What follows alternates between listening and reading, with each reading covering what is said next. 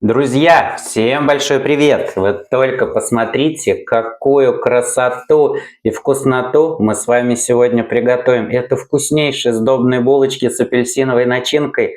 Готовятся такие булочки проще простого, а получается очень вкусно. Ну а как такие булочки приготовить, я, конечно же, вам расскажу и покажу. Пойдемте готовить! Друзья, приготовление наших булочек мы начнем с начинки. Нам нужно ее подготовить, сварить и остудить. Тут все делается проще простого. Смотрите, начинку, наш джем, наше повидло мы будем делать из апельсинов. Берем апельсины 500 граммов. 500 граммов это уже очищенных, без кожуры. Ну, в среднем сколько взять? Возьмите килограмм, чтобы, как говорится, наверняка. Потому что корка тоже бывает очень толстокорой. Тут вот у меня 3 апельсина, но таких мой, вот это прям мощный, здоровый был. Как видите, 2,5 апельсина, даже вот было лишнего 3 апельсина. Там уже, смотрите, плюс-минус, конечно же, я всегда покупаю с запасом. Далее перерезаем апельсины, просто их корку очищаем, ничего, тут вот прожилочки какие-то, что-то остается. Все это сейчас перекрутим. Переработаем блендером, и ничего чувствоваться не будет. Начинка будет очень и очень вкусная. Перерезаем апельсины. Чуть мельче их делаем для того, чтобы блендер просто их нам поместить. И также можно перекручивать в 2 захода. Не сразу всю массу полкило класть в блендер, чтобы лучше все перекрутить, перемолоть, так скажем, лучше в 2 захода. И перекручиваем, друзья, апельсины в блендере. Хорошенько прокрутите. Не то, что там 1, 2, 3 раза нажали, а хорошенько, чтобы такой нежная кашица получилась, апельсиновое, так скажем, пюре. Апельсины я перекрутил, переработал, друзья, в блендере. Вот это вот апельсиновое пюре перекладываем в любую посуду, в кастрюлю, сотейник, ковш, все, что можно поставить, так сказать, на плиту. Далее берем сахарный песок, тут вот у меня уже отвешено 200 граммов, и кукурузный крахмал 70 граммов. Лучше всего, друзья, брать кукурузный крахмал, всегда об этом говорю, так как он не имеет каких-то посторонних привкусов, запахов, полностью нейтральный. И просто идеально подходит либо для кондитерки, либо для выпечки. И смотрите еще, корочки, которые остались, я их не выбрасывал. Я хочу добавить цедры апельсина немного в начинку, друзья. И также цедру апельсина добавим еще и в тесто. Я хочу усилить аромат, так как при термической обработке, а у нас будет двойная термическая обработка, сначала мы с вами варим начинку, потом она еще будет запекаться. Ароматы все-таки они улетучиваются. А цедра, эфирные масла, она наоборот при нагревании увеличивает свои ароматы и их отдает. И аромат будет просто более насыщенный. Корочки, которые остались, берем и вот тут вот по возможности, как можем, терочкой цедру в начинку снимаем. Совсем уж много, конечно же, цедры снимать не нужно. Прям всю чашу пытаться перетереть там в начинку, в тесто. Нет. Тут вот насколько это возможно, потому что корочки, они мягкие, все равно в руке тяжеловато держать. Ну вот часть я какую-то сейчас сделаю в начинку и часть оставлю для теста. Верхнюю прям часть вот снимайте, друзья. Она самая ароматная. До прослойки не доходите, потому что будет горчить. Добавил цедру. В среднем получилось где-то, наверное, с 1 апельсина. И смотрите, еще как много осталось корочек. Пока их оставляйте для теста. Хорошенько нужно теперь вмешать сахар-крахмал. Все перемешать. И сейчас пойдемте к плите начинку заваривать, затягивать. Готовится она очень быстро. Там, ну, прям какие-то минуты. Не знаю, может 5 минут. Друзья, я время никогда не замечал. 5-7 минут. Она затянется и станет таким как бы комком желейнообразным. Как только она затянется, чуть-чуть потом еще ее просушим. Ну, прям минуту-полторы. И сразу же можно будет отключать. И блендер пока не убирайте. Нужен будет погружной еще блендер, чтобы ее потом пробить еще раз, когда сварим. Ну, мало ли, может быть, какие-то там остались, что-то кожица, не промесы, может быть, косточка попадется, чтобы у нас начинка была такая пушистая, воздушная, легкая. Все, пойдемте к плите. Ставим на плиту, включаем, друзья, нагрев. Нагрев не включайте очень сильный, чтобы не начало ничего гореть. И вот она начинает, начинка, закипать, наша апельсиновое пюре. Как только начинает она закипать, крахмал нагревается, и он образуется такими комочками сразу же, сгустками. Это нормально, не переживайте. Все потом перемешается, промешается. Начинка будет, как я и сказал, легкая, воздушная и однородная. И постоянно помешивайте, чтобы просто ничего не сгорело. Как только она закипела, и вот после закипания тут, я не знаю, 3-4 минуты. Я же говорю, в общем уходит прям, минут 5-7. Очень быстро она затягивается. Затягиваем до желейного такого сгустка, до комка. Сейчас все покажу. Начинку затянул. И еще смотрите, когда вы только включаете, нагрев чуть может быть более сильным. Когда уже она начинает затягиваться, делайте прям минимальный нагрев. Смотрите, друзья, какая плотная. Она очень стала кашеобразная. Как бы вот говорю, кашеобразная, желейнообразная, тут как хотите называйте. Тут все видно на лицо. Постоянно ее помешиваем. И вот после того, как она скомковалась, еще прям минуточку ее нужно просушить, чтобы если какая-то лишняя влага осталась, нам нужно ее выгнать. Нам лишняя влага тут не нужна. На посуде, на ковше такая легкая корочка образуется. Это нормально, не пытайтесь ее сдирать, нам это не нужно. Тут вот комочки немножко образовались, ничего страшного, потом блендером мы сейчас все промешаем. Все, просушили начинку, видите, какая она плотная, застынет, охладится, она будет еще плотнее. Отключаем и перекладываем в какую-нибудь чашу. Переложил начинку в чашу. Аромат, друзья, просто потрясающий. И как я говорил, мы ее пробиваем. Еще раз нужно хорошенько пробить, но уже вот таким вот погружным блендером. Начинка готова. Все, друзья, теперь мы ее не накрываем, ничем не закрываем. Время от времени будем перемешивать, пока она остывает.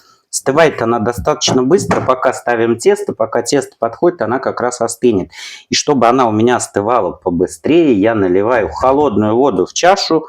И уже эту чашу ставлю сюда.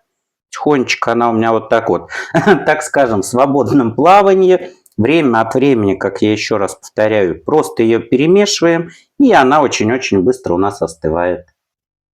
И теперь, друзья, ставим тесто. Вкусное, сдобное венское тесто. Смотрите, берем стакан молока. Молоко 200 мл, любой совершенно жирности. У меня 3,2. Самое главное, чтобы молоко у вас было теплое. Далее сюда сразу же хочу добавить цедру апельсина. Потому что у меня руки будут в тесте. И будет цедру уже неудобно снимать. И пока я цедру снимаю, сразу же скажу про венское тесто. Хотя много раз очень говорил. Отличается венское тесто от обычного сдобного теста тем, что оно более легкое, нежели простое сдобное. Сдобное можно поплотнее, потяжелее поставить. Венское тесто, оно как бы помягче. Не скажу, что жидкое, а мягкое. Далее в венское тесто идет маргарин, друзья. Да, можно добавить сливочное масло, но идет мягкий маргарин. Вот такой вот комнатной температуры, не растопленный, не нужно его растапливать. Если будете сливочное масло брать, то тоже мягкое. И также в венское тесто идет много пряностей. Добавляется цедра лимона, апельсина, ванилин, корица и т.д. и т.п. Кто что любит, как говорится. Вот этим венское тесто и отличается. И я сюда еще буду добавлять ванилин. Много цедры, конечно же, не нужно. Ну, примерно с одного апельсина. Если не хотите заморачиваться, например, вот с корочками, как я, можете взять просто целый апельсин, с одного целого апельсина цедру снять. После того, как цедру апельсина добавили, добавляю пакетик ванилина. Тут у меня буквально 1,5 грамма, друзья. Если вы кладете развесной, добавляете ванилин, то совсем вот чуть-чуть, прям щепотку добавляете, потому что он очень-очень горький. Далее, тут вот у меня уже отвешено, это сахарный песок 80 граммов и соль 8 граммов. Сразу же в молоко, и нужно все очень хорошо перемешать. Сахар 80, соль 8. И все очень хорошо, друзья, перемешиваем. Далее сюда тоже добавляем дрожжи живые. Я работаю на живых дрожжах, у меня здесь 20 граммов. Если вы берете сухие дрожжи, то берите в 3 раза меньше. Тоже сразу же сюда выкладываем. И также очень хорошо все нужно перемешать. Аромат, друзья, это просто потрясающий. У нас и начинка получается очень ароматная, тесто очень ароматное. На выходе булочки будут роскошные. Далее добавляем одно сырое среднее куриное яйцо. Также все очень хорошо нужно перемешать. Тесто делается на самом деле очень и очень быстро. И, как я говорил ранее, маргарин. Мягкий маргарин комнатной температуры 80 граммов. Или сливочное масло, повторюсь. Как правило, я всегда забываю доставать из холодильника маргарин. У меня всегда так происходит, когда съемка начинается, я всегда его забываю доставать. Ставлю в микроволновку буквально какие-то секунды, потому что он тут же начинает плавиться. Нам не нужен жидкий маргарин, потому что если мы сделаем растопленный маргарин, либо сливочное масло, тесто возьмет в себя гораздо больше муки. А нам тесто нужно мягкое, воздушное, не забитое мукой. Все хорошенько перемешиваем. Хлопья маргарина, жира, это нормально. Ничего не нужно тут пытаться прям размешать, перемешать. Это не получится сделать. И теперь начинаем вводить муку. Друзья, муки в этот рецепт, именно моей муки, уходит в среднем 450 граммов. Конечно же, смотрите по своей муке. Мука, она вся разная. Не добавляйте всю муку сразу. Частями берете, допустим, также эти же 450 граммов и начинаете поэтапно в 2-3 захода потихоньку. Не забивайте тесто мукой. Потому что сдобное тесто, оно само по себе очень и очень тяжелое. Здесь у нас яйцо, много сахара, очень много маргарина. Также, если его еще и забить конкретно мукой, то, во-первых, оно подниматься будет 2 дня. Ну, это, конечно же, шутка. Оно будет очень долго подниматься, растаиваться, да? И выпечка на выходе будет очень плотная, очень тугая.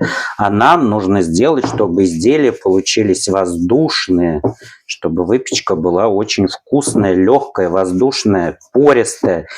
И начинаем вот так вот все перемешивать. После того, как вы вмешали всю муку, тут вот тяжеловато уже вымешивать, где-то что-то прилипает. И чтобы у нас тесто не прилипало к рукам, берем растительное масло. Тут вот у меня в стакане буквально 30 граммов. Говорю граммов, потому что беру по весам. И это все масло я выливаю на руки, на тесто, куда попадет, как говорится. И начинаем мы масло вмешивать и тем самым тесто вымешивать. За счет растительного масла у нас перестает тесто к нам прилипать. И нам очень комфортно становится с ним работать. Ничего уже ни к чему не прилипает. Вымешиваем. Примерно, ну сколько? Ну пару минут. Долго вымешивать тут совершенно ничего не нужно. Как только вы растительное масло полностью все вмешали, то можно уже, как говорится, остановиться. И оставляем тесто на первый подъем, на первую расстойку. Вот пока вымешиваю, как раз все сразу и скажу. Первый подъем, он долгий, особенно у сдобного теста, еще раз повторюсь, так как оно значительно тяжелее, нежели вот обычное тесто мы на воде ставим. Если обычное тесто у нас за 40 минут, за час поднимается, то такое сдобное тесто может подниматься и 1,5 часа, плюс-минус, у всех по-разному. Не пугайтесь, друзья, всегда об этом говорю, что если через 5 минут у вас, как говорится, тесто не подошло, это нормально. 1,5 часа, может быть, даже и чуть больше. Для сдобы это нормально. Обратите внимание, я говорил ранее, что венское тесто, оно гораздо мягче. Смотрите, какое оно мягкое, оно очень пластичное и в то же же время совершенно ничего не прилипает к рукам. Мы с вами вмешали растительное масло, и с ним работать одно удовольствие. Оно очень мягкое. Когда оно расстоится, поднимется, оно будет чуть плотнее. Вот специально смотрю на таймер, тесто вымешивал ровно 5 минут. Ну, ближе к 6 минутам. Очень быстро тесто делается. Все, оставляем на расстойку, на первый подъем, закрываем. Я ставлю под носом, закрываю. Можете полотенце, полотно, пленку, все что угодно. Можете поставить его в духовку, но нагрев не включаем. Включаем лампочку и отправляем в духовку на первый подъем. Я просто вот оставляю на рабочем столе. Тесто подошло, друзья. Теперь беру растительное масло, тут у меня в чашке, и работаем с маслом. Нам нужно его поделить на 15 равных частей. В принципе, можно делить на то количество. Конечно же, тут нужно исходить, что конкретно вы хотите. Может быть, вы хотите просто пирожками испечь. Из этого теста и с этой начинкой можно испечь просто обычные классические пирожки. Допустим, лодочкой. Также закрываете, допустим, 12 пирожков. И не булочками вы будете делать. Тут все, что угодно, у кого как есть фантазия. И смотря у кого какой противень. У меня небольшой вот такой противенечек есть. Давайте я сразу его размер расскажу, если кому будет интересно. Так, не буду ручки брать, а вот прям изнутри измерю. Примерно, друзья, в длину он 30 и в ширину где-то 22, может быть, плюс-минус. Тут, ну, по-разному. И 5 высота. И тут у меня идеально как раз помещается 15 булочек, они растаиваются, потом подклеиваются, очень-очень красиво смотрятся. Тут смотрите уже все, что угодно, все, что у вас есть, там и выпекайте. Теперь делю на 15 равных частей. Тут тесто в общем получается примерно 900 с копейками граммов, смотря, конечно же, у кого там сколько плюс-минус, может быть, муки побольше уйдет. По 60-61 грамму делим тесто. Тесто поделили, напорционировали. И теперь каждую заготовку округляем, подкатываем. Делаем такой ровненький колобочек. Можно делать это на рабочей поверхности на столе, а можно делать на руках. Вот на руке подкатывать. Тут кому как удобно, друзья. Смотрите. Такие вот ровненькие, красивые заготовки, колобочки получаются. Подкатал, округлил все заготовки. Рабочую поверхность немножко тоже растительного масла на силиконовый коврик нанес, друзья. Раскладываем, закрываем пакетом, чтобы у нас тесто не подсыхало. И оставляем на вторую расстойку. Вторая расстойка, она быстрая достаточно. Ну, может быть, 10, 12, 15 минут. Тут нужно смотреть. В 2 раза заготовки, когда увеличится, и там можно будет уже раскатывать и формовать. И про коврик пока вспомнил, очень много задают вопросов. Илья, подскажите, пожалуйста, что это такое, где, что купить. Простой, друзья, обычно вот он, силиконовый коврик. Все это покупается в любом интернет-магазине. Это никакая не реклама, ничего, просто, как говорится, вот мой дружеский совет, потому что очень много спрашивают. В любом интернет-магазине сейчас все можно купить. Там и цветов куча, ой, каких там только нет. Вот он, самый простой, самый обычный силиконовый коврик. Все, друзья, ждем второго подъема, второй расстойки. Тесто подошло, расстоялось, друзья. Я для себя тут одну заготовку, одну булочку уже раскатал, контрольку сделал, так сказать. По диаметру примерно 12-13 сантиметров. Больше их раскатывать не нужно, прям огромный делать. Сначала тут также немного растительного масла взял. Слегка, чуть-чуть мы ее разминаем, заготовку. И вот так вот скалкой тут буквально пару раз прокатываем. Раз, два, три. Тесто очень пластичное. С ним работать просто одно удовольствие, друзья. Если совсем тяжело, обратите внимание, я работаю без муки. Если вам совсем сложно без муки работать, возьмите, припылите чуть-чуть мукой, каждую заготовку также подрасплющили и раскатывайте. Но почему я не беру муку? Потому что когда сейчас мы будем формовать наши булочки, если очень много муки, плохо тесто закрывается, и швы потом могут открываться. Имейте в виду, много муки не берите, если будете раскатывать их на муке. Все, и вот так вот раскатываем каждую заготовку. Раскатал все заготовки и уже разложил начинку. Начинку, друзья, раскладываем прямо посередине. И начинку делаю с запасом. Так все рассчитал, чтобы начинки наверняка хватило. Если, друзья, начинка остается, буквально 3-4 ложки чайной у меня осталось.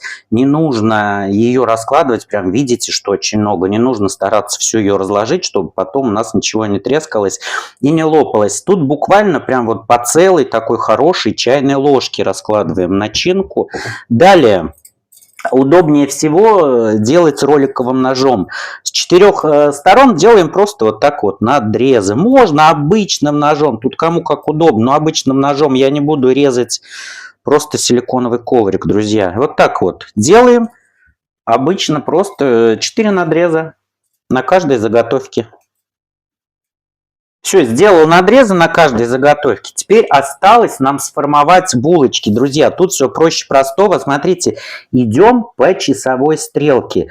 Берем заготовку и вот так, давайте, чтобы было видно, вот так вот.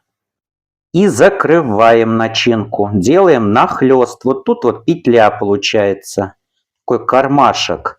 И далее вот так вот по часовой стрелке закрываем. Так, еще один нахлест. Получается у нас такой бутончик. Еще один нахлест. Тут вот уже тесто закрываем. Почему вот я говорил, старайтесь работать минимум муки. Когда очень много муки, вот тут вот швы очень плохо, друзья, закрываются. И еще один нахлест. Сильно тесто тянуть не нужно. Прям вот резко делать натяжение. Аккуратненько, аккуратненько. И учитывая, что у нас тут нету муки, оно очень хорошо закрывается. И вот так вот бутончик чуть-чуть я нажимаю, формую его. Если вы будете делать пирожки как отдельные единицы, просто пирожками, если кому будет интересно, спросит про начинку, у вас начинка никуда не потечет, друзья, она у нас сейчас термостабильная, мы ее сварили, затянули крахмалом, то есть если вы будете делать с простыми пирожками, также начинка у вас будет в изделиях. Все, и вот так вот каждую заготовку закрываем. Давайте еще раз по-быстрому покажу. Берем, делаем нахлест и вот такой вот кармашек. Начинку мы здесь закрываем, запечатываем. И прям вот по часовой стрелке всю заготовку еще один нахлест. Самое главное, не тяните вот так вот резко прям тесто, чтобы у вас не отрывалось оно. Так, еще один нахлест. И начинка у нас сама там прячется внутри, в этом кармашке. Получаются такие, смотрите, какие красивые бутончики. И еще один нахлест. Так. Так как тесто пластичное, оно очень хорошо тянется. Вот тут вот шов закрыли немножко. И вот так вот его пригладили. Вот такие вот шикарные, друзья. Смотрите, какая красота. Бутончики получаются. И вот так вот мы их все закрываем. Закрыл все булочки и уже, друзья, разложил на противень. Противень, не помню, говорил или нет, растительным маслом нанес, все параметры, все сказал. Также можете разложить на обычный противень, на стандартный. Если нет таких противней маленьких, обычный стандартный противень от духовки. Поближе также булочки рядом складывайте, и все то же самое, также красиво получится. Далее на каждую заготовку наносим льезон. Это яйцо. Перемешиваем с водой. Одно целое яйцо, желток, белок, немного воды, 3-4 столовые ложки. И наносим льезон. И обязательно оставляем на третью расстойку. Третья расстойка, она также достаточно быстрая. Минут 10, 12, 15. Тут нужно смотреть, друзья, в 2 раза, когда заготовки увеличатся. И тогда можно будет отправлять уже на выпекание. Духовку хорошо разогреваем на 180 градусов и отправляем выпекать только после того, как они хорошо подойдут в хорошо разогретую духовку. Чаще всего меня спрашивают тоже: Илья, скажите, пожалуйста, в какую духовку? В холодную или в разогретую? Исключительно в хорошо разогретую духовку отправляем выпечку. По времени, сколько будут выпекаться они, ну, примерно они выпекаются у меня, друзья, где-то 25 плюс-минус 30 минут. Готовность определяем по цвету. Это красивый закал наших изделий. Сушить слишком темный, тут ничего делать не нужно. И я ставлю на уровень чуть ниже среднего. Я сейчас пробую, тестирую тоже духовку, потому что бывает, она у меня хулиганит, и верх выпечки более такой темный. Я не хочу, чтобы очень сильный был такой закал.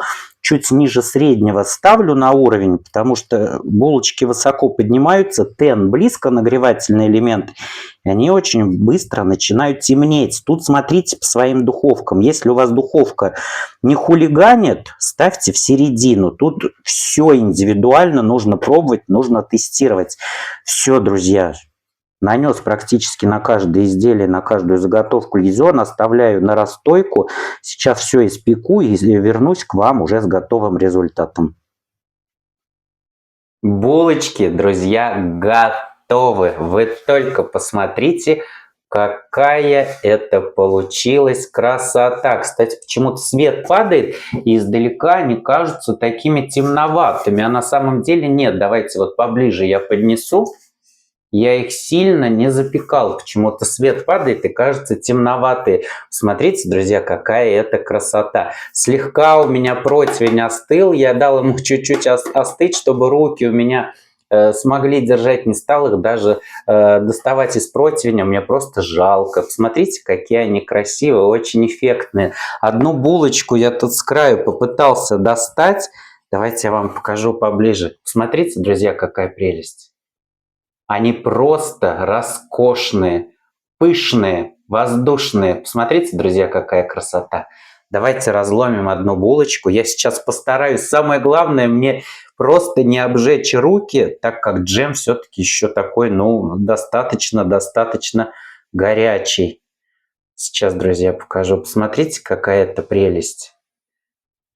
Пышные, воздушные булочки. Просто роскошные, много начинки, очень пористое воздушное тесто.